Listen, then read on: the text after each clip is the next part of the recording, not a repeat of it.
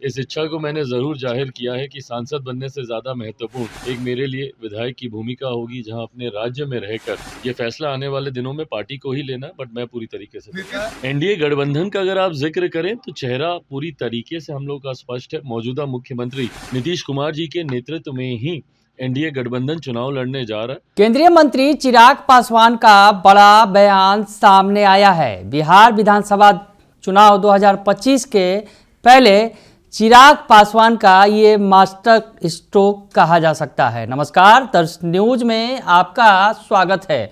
मैं हूं अनुराग। चिराग पासवान ने बड़ी बात कह दी है 2025 बिहार विधानसभा चुनाव के लिहाज से। दरअसल चिराग पासवान ने इच्छा जता दी है कि वो विधायक बनना चाहते हैं, बिहार की सियासत करना चाहते हैं। चिराग पासवान ने बड़ी बात कही है। पहले आपको चिराग पासवान का पूरा बयान सुनवा देते हैं और चिराग पासवान ने क्या कुछ कहा है फिर आपको बताएंगे। सुन लीजिए आप। देखिए, दिक्कत ये होती है कि जो लोग जनता के बीच जाते नहीं है ना, उनको इस बात की शिकायत दूसरों से रहती है कि क्यों वो जनता के बीच जा रहे हैं। उनके परिवार के सदस्य ने मौजूदा मुख्यमंत्री जी के बारे में जिस तरीके से टिप्पणी की है, जहां वो टिप्पणी अपने में एक तरह निंदनीय है, शर्मनाक है, वहीं दूसरी तरफ प्रदेश के मुख्यमंत्री की प्रदेश के लोगों से मुलाकात की यात्रा के ऊपर लगातार इस तरीके से प्रहार करना, ये आपकी घबराहट को दर्शाता है। क्योंकि हकीकत है ये कि जब तक ये लोग सत्ता में रहे थे, कभी इन्होंने जनता से संवाद करना या जनता के बीच जाना ज़रूरी नहीं समझा। जब जब ये या इनके परिवार के सदस्य सत्ता में आते हैं तो अहंकार इतनी चरम सीमा पर होता है कि जनता के बीच जाना तो दूर, जनता के लिए दरवाजे भी इनके बंद रहते हैं। ऐसे में मौजूदा मुख्यमंत्री नीतीश कुमार जी की इस यात्रा के भय से, ये डर का ही परिणाम है कि एक के बाद एक जहां व्यक्तिगत टिप्पणियां मुख्यमंत्री जी के ऊपर की जा रही हैं, जहां अशोभनीय टिप्पणियां उनके ऊपर की जा रही हैं, तो ये बेफिजूल के आंकड़े डाटा निकाल के दिखाए जा रहे हैं। क्या इससे पहले जब इनके परिवार के सदस्य इस पद पर थे और वो लोग जब किसी कार्यक्रम में जाते थे तो क्या उस पर खर्चा नहीं आता था? ये एक व्यवस्था का हिस्सा है, पर इसको इस तरीके से प्रदर्शित करना, इसको इस तरीके से दिखाना आपकी घबराहट को दर्शाता है। आगामी विधानसभा में उपचुनाव ने दर्शा ही दिया। जिस तरीके से 4 सीटों पर उपचुनाव हुए थे और एनडीए का 100% स्ट्राइक रेट रहा था इस उपचुनाव में, और उसमें तो कई सीटें ऐसी हैं जिसको ये लोग अपनी जागीर मानते थे।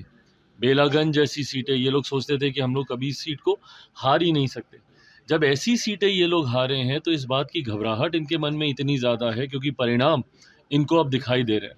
मैं मानता हूं कि इन 4 उपचुनाव ने कम से कम इतना तो दर्शा दिया कि जो हम लोग का लक्ष्य है 225 सीटें जीतने का 2025 बिहार विधानसभा चुनाव में, उस लक्ष्य को हम लोग पार करने जा रहे हैं। और इसी बात से डर कर ये लोग बिना बात का विषय उठाने का प्रयास कर रहे हैं। जो चीज राज्यसभा में देखी जा रही है, कांग्रेस के लोग लगातार हमलावर है भारत प्रेसिडेंट पे, कैसे देखते हैं इस तरह की?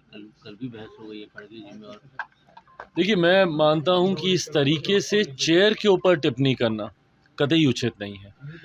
और कांग्रेस और इनके तमाम घटक दल जिस तरीके से कॉन्स्टिट्यूशनल पोस्ट पर, कॉन्स्टिट्यूशनल संस्थाओं पर जिस तरीके से ये लोग आरोप लगाते हैं, ये सही नहीं है। आप अराजकता के माहौल में आप नहीं जी सकते हैं। आपको संस्थाओं पे यकीन करना होगा। जांच एजेंसीज हों, चुनाव आयोग हों, एक के बाद एक हर किसी पर इन लोगों ने आरोप प्रत्यारोप लगाने का काम किया। और अब जिस तरीके से चेयर के ऊपर भी ये सवाल उठा रहे हैं, ये कतई जायज़ नहीं है। वो एक संवैधानिक पद है जो संविधान की मर्यादाओं में रहते हुए निर्णय लेने का कार्य करता है। ऐसे में जब आप उस चेयर के ऊपर इस तरीके की टिप्पणी करते हैं, ये कतई उचित नहीं है। आप चुनाव को लेकर आप टिप्पणी करते हैं, चुनाव आयोग को लेकर टिप्पणी करते हैं, जिन राज्यों में आपकी सरकार बनती है वहाँ पर आप चू नहीं करते, बट जहाँ आपकी सरकार नहीं बनती वहाँ पे ईवीएम पे ठीकरा फोड़ते आप नहीं थकते। अगर आपको विश्वास ही नहीं है चुनाव आयोग पर या ईवीएम के द्वारा, तो आप बताइए ना, फिर आप लोगों ने झारखंड में इतना भव्य शपथ ग्रहण का समारोह क्यों किया? मना कर देते। महाराष्ट्र में तो आप लोग यही सवाल उठा रहे हैं ना। तो अगर महाराष्ट्र में ईवीएम से चुनाव हुए वो गलत है, तो झारखंड में ईवीएम से चुनाव हुए वो सही कैसे हैं? कल प्रियंका गांधी जी जब सदन में बोल रही थी, वो भी इसी ईवीएम के परिणाम से जीत कर आई हैं, और उसके बाद वो बैलेट पेपर की वो मांग कर रही हैं। तो जहां पे परिणाम आपके पक्ष में आए वो सही। अगर इतना ही है तो आप हिम्मत दिखाइए, जितने आपके सांसद, जितने विधायक हैं जो ईवीएम के माध्यम से जीते हैं, सबका इस्तीफा करवाइए। पूरा विपक्ष एक साथ एकजुट होकर बोले कि हमें नहीं इस व्यवस्था पे यकीन, हम सब इस्तीफा दे रहे हैं। आज ही घोषणा कर दीजिए कि अगले किसी भी विधानसभा के चुनाव या लोकसभा के चुनाव जो ईवीएम के द्वारा कराए जाएंगे, हम उन चुनाव में हिस्सा नहीं लेंगे। पर ऐसा नहीं करेंगे। आपको सत्ता का सुख भी भोगना है जिन राज्यों में आपके पक्ष में परिणाम आए हैं, संसद में भी आपको जाना है, विधानसभा में भी आपको जाना है। पर उसी संसद और विधानसभा में खड़े होकर जिस प्रक्रिया के माध्यम से आप चुनकर आए हैं, उसके ऊपर आपको उंगली भी उठानी है। और उंगली उठाते उठाते टीका टिप्पणी करने से, आप चेयर पर भी इस तरीके के विवादित बयान देने से आप बाज नहीं आते। ये गलत है, ये लोकतंत्र की मर्यादाओं के प्रियंका गांधी खिलाफ। के पहले भाषण को कैसे देखते हैं? कल उन्होंने जो पार्लियामेंट में भाषण दिया, उनका पहला भाषण था। राहुल गांधी ने तो बोल दिया मुझसे बेहतर। नहीं, ये बात तो खैर सही है। ये तो सभी जानते हैं कि भाई राहुल जी थोड़ा सा बोलने के मामले में कमज़ोर हैं, प्रियंका जी उनसे बेहतर देती हैं। बट भाषण देने की शैली से ज़्यादा कंटेंट क्या है वो मायने रखता है। आप उनमें किन बातों को उठा रहे हैं, किन तथ्यों को आप रख रहे हैं। जब संविधान पे चर्चा हो रही है तो कांग्रेस के नेता क्यों नहीं उस काले अध्याय को याद करते हैं, जब इन्हीं के नेता के द्वारा, इन्हीं के प्रधानमंत्री के द्वारा देश में आपातकाल लगाया गया था। आज जो लोग संविधान को अपनी जेब में लेकर घूमते हैं, उस वक्त क्या संविधान की हत्या नहीं की गई थी? सही मायनों में अगर लोकतंत्र की हत्या आज़ादी के बाद कभी की गई है तो सन 75 में आपातकाल लगाकर ही की गई थी। और उसके बाद उसी संविधान की दुहाई देते रहना, और जो विषय है उसके अलावा दुनिया भर की राजनीति करना, अगर ये आपका आधार है भाषण देने का, तो उससे मैं कतई सहमत चिराग नहीं। पासवान विधायक कब बनेंगे? ये इच्छा मैंने ज़रूर जाहिर की है। मेरा राजनीति में आने का कारण ही बिहार और बिहारी रहे हैं। इस इच्छा को मैंने ज़रूर जाहिर किया है कि सांसद बनने से ज़्यादा महत्वपूर्ण एक मेरे लिए विधायक की भूमिका होगी, जहां अपने राज्य में रहकर मैं अपने राज्य के लिए मैं ज़्यादा कार्य कर सकूं। बिहार फर्स्ट, बिहारी फर्स्ट की सोच को मैं धरातल पर उतार सकूं। ये फैसला आने वाले दिनों में पार्टी को ही लेना है, बट मैं पूरी तरीके से नहीं, मैं ऐसा कतई नहीं मानता। फिलहाल आज की तारीख में एनडीए गठबंधन का अगर आप जिक्र करें तो चेहरा पूरी तरीके से हम लोग का स्पष्ट है। मौजूदा मुख्यमंत्री नीतीश कुमार जी के नेतृत्व में ही एनडीए गठबंधन चुनाव लड़ने जा रहा है। और मैं मानता हूं, मेरा पूरा विश्वास है कि अगले साल इस समय जब आप लोगों के साथ पुनः एक ऐसी प्रेस वार्ता हो रही होगी, तब तक मेरे मुख्यमंत्री एक बार फिर से मुख्यमंत्री पद की शपथ ले चुके होंगे। चिराग, उनके बाद तो कोई चेहरा नहीं है। चिराग चेहरा गठबंधन दल ये तैयार करते हैं। मैं मानता हूं आज की तारीख में गठबंधन पर बिहार की जनता का विश्वास है, और उस गठबंधन का नेतृत्व फिलहाल बिहार में मौजूदा मुख्यमंत्री नीतीश कुमार जी ही कर रहे हैं, और वही चेहरा होंगे और वही अगले मुख्यमंत्री भी होंगे। चिराग जी चैनल पर साक्षात्कार देते हुए नेता प्रतिपक्ष ने कहा है कि जिस तरह से बीजेपी ने नीतीश कुमार को डुबोया है, उसी तरीके से चिराग पासवान को भी डुबो देंगे। देखिए, वो उनका ये प्रयास हमेशा रहता है कि किस तरीके से गठबंधन के बीच दरारें पैदा की जा सके। जितने भी विपक्ष के दल हैं और जितने भी विपक्ष के नेता हैं, वो निरंतरता में इस तरीके की बयानबाजी करते हैं ताकि एनडीए के घटक दलों के बीच किसी तरीके का विवाद उत्पन्न हो, एक दूसरे के प्रति अविश्वास उत्पन्न हो। इस तरीके की भूमिका उन्होंने, विपक्ष ने हमेशा निभाने का प्रयास किया है, क्योंकि ये उनका अपना अनुभव रहा है। जिस तरीके से सो कॉल्ड इंडिया अलायंस के बीच ही जितने भी घटक दल हैं, उन्हीं में विश्वास नहीं है। एक दूसरे की टांग खींचने के लिए जो लगातार तत्पर रहते हैं। राहुल जी अभी जिस पद पर बैठे नहीं हैं, उस पद से उनको कैसे हटाया जा सके, और ममता बनर्जी जी वहाँ पर जाकर बैठ जाएं, इसके लिए प्रयास चल रहा है। तो अविश्वास का माहौल जिस तरीके से आप बिहार में ही देख लीजिए, कांग्रेस और राजद के बीच में अविश्वास का माहौल नहीं है। जहां एक तरफ राजद का कांग्रेस के साथ यहाँ पे गठबंधन है, वहीं उनके वरिष्ठ नेता, उनके राष्ट्रीय अध्यक्ष सीधा ये बयान देते हैं कि ममता बनर्जी जी को इस गठबंधन का नेतृत्व करना चाहिए। तो जो दरारें उनके बीच में हैं, उन्हीं दरारों को वो एनडीए गठबंधन के भीतर भी देखना चाहते हैं, क्योंकि उनसे ये बर्दाश्त नहीं होता कि एनडीए गठबंधन के तमाम पांचों घटक दल इतनी सहजता के साथ एक दूसरे के साथ कैसे हैं।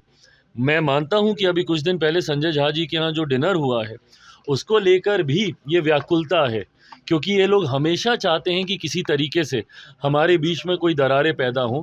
पर मैं उनको इस बात का विश्वास दिलाता हूं, मेरे विपक्ष के तमाम साथियों को, कि उनकी इन बातों का कोई असर एनडीए के घटक दलों के ऊपर नहीं होने वाला।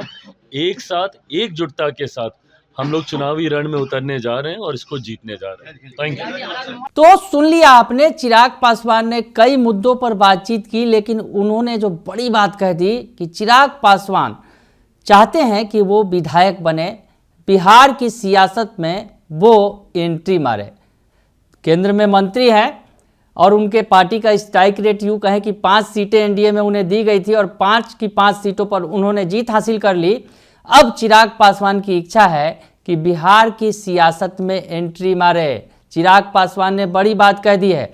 वो बयान आपको अलग से फिर से सुनवाते हैं जो चिराग पासवान ने बिहार की सियासत में एंट्री के मायने पर कही और विधायक बनने की जो इच्छा जताई, बिहार का विधानसभा चुनाव लड़ने की जो इच्छा जताई, उस पर क्या कुछ कहा, ये सुनिए आप। इस इच्छा को मैंने ज़रूर जाहिर किया है कि सांसद बनने से ज़्यादा महत्वपूर्ण एक मेरे लिए विधायक की भूमिका होगी, जहां अपने राज्य में रहकर मैं अपने राज्य के लिए मैं ज़्यादा कार्य कर सकूं, बिहार फर्स्ट बिहारी फर्स्ट की सोच को मैं धरातल पर उतार सकूं। ये फैसला आने वाले दिनों में पार्टी को ही लेना है, बट मैं पूरी तरीके से। तो फिर से सुन लिया आपने, ध्यान से सुना कि चिराग पासवान आखिर क्या कह रहे हैं। चिराग पासवान के इस बयान के बड़े मायने हैं। चिराग पासवान सांसद हैं, लेकिन उन्हें विधायक की भूमिका ज़्यादा पसंद है। हालांकि चिराग पासवान ने कहा है कि उनकी इच्छा है कि वो बिहार की सेवा करें।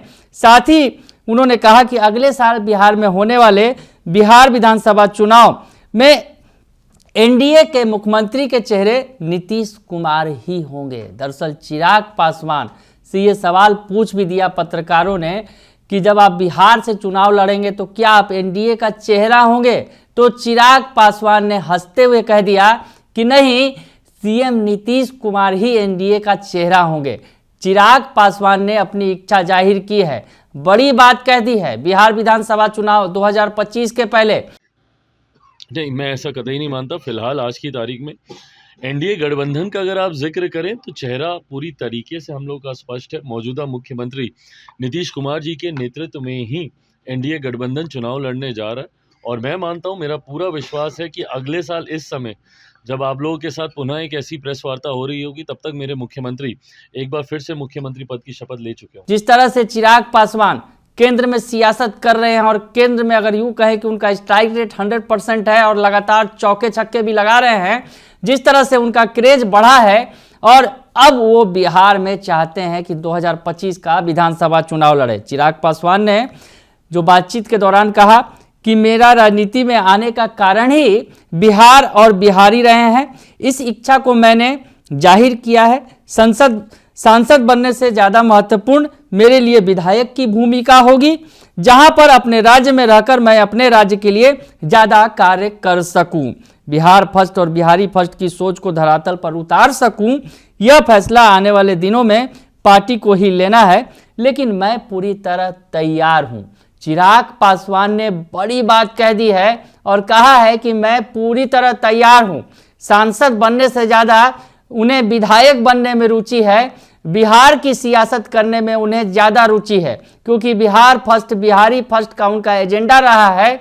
वो बिहार के लोगों के बीच रहकर बिहार के लिए काम करना चाहते हैं। हालांकि वो कह रहे हैं कि ये पार्टी का फैसला होगा, पार्टी अंत में निर्णय लेगी कि क्या कुछ करना है मुझे, लेकिन मैं तैयार हूं। यानी चिराग पासवान बिहार की सियासत में एंट्री करने के लिए तैयार हैं, बिहार की सियासत में वो विधायक बनने के लिए तैयार हैं, यानी 2025 का विधानसभा चुनाव लड़ने के लिए वो तैयार हैं। और कहीं ना कहीं जिस तरह से चिराग पासवान को एक बड़ा चेहरा एनडीए के अंदर माना जा रहा है, और उनसे ये सवाल भी पूछ दिया गया कि क्या आप 2025 में एनडीए का चेहरा होंगे, तो मुस्कुराकर उन्होंने बातों को टाल दिया और कहा कि एनडीए के चेहरा तो नीतीश कुमार ही है। तो ऐसे में चिराग पासवान की सोच कहां तक है और चिराग पासवान के इस बयान के क्या मायने हैं, समझा जा सकता है, नजर किधर है ये भी समझा जा सकता है। ये बहुत ज़्यादा इसमें किंतु परंतु की बात नहीं होगी, यानी जो सीएम की कुर्सी है कहीं ना कहीं चिराग पासवान की नज़र उस पर टिकी हुई है। हालांकि चिराग पासवान बार बार कह रहे हैं कि मुख्यमंत्री का चेहरा तो नीतीश कुमार ही होंगे। बने रहिए दर्शन न्यूज के साथ, तमाम खबरों से आपको अपडेट रखेंगे। फिलहाल के लिए इतना ही, धन्यवाद।